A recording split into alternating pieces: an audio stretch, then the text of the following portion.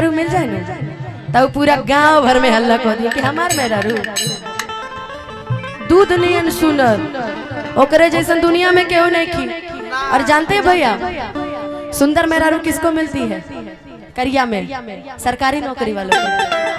जितनों करिया रही है लेकिन मेहरारू देख लीजिएगा उठा के, इसमें से कोई सरकारी नौकरी वाला है? सब तो होंगे। हाँ तो उनकी मेहरारू पक्का खूबसूरत होगी, लिख दे रहे हैं। अब वो इतने खुश नजर आ रहे, लगता है स्थिति ठीक नहीं है घर में उनकी, इसीलिए आज यहाँ बैठे ना।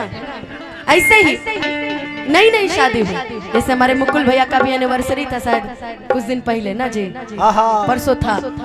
तो जब इनका शादी हुआ ना तो इनकी बीवी मतलब हमारी भाभी बोली कि हमारे पिया जी का हम क्या बखान करें गोलू बाबू, कि बड़ा नीक लागेला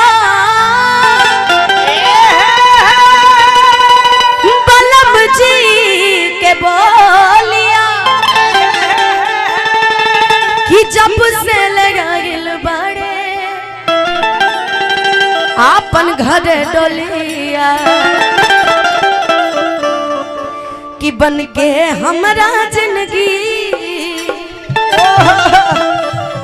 कि बन के हमरा जिंदगी में आगिल जोर।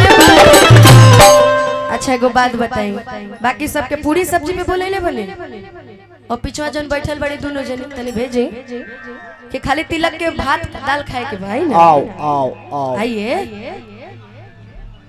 आइए जल्दी बताइए। परफॉर्मेंस देना तो सब बैठ के लूडो खेल रहा है। वाह वाह आ जाइए जल्दी।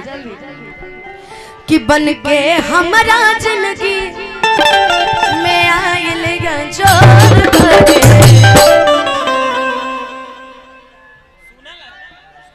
कि सांवर न गोर बरे हो।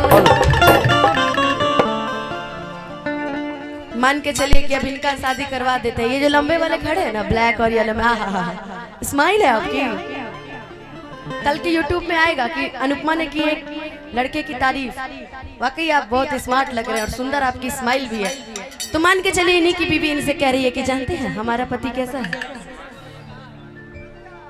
स्मार्ट लोगों को स्मार्ट दिखते हैं? नहीं नहीं ऐसा नहीं, ऑलरेडी स्मार्ट है।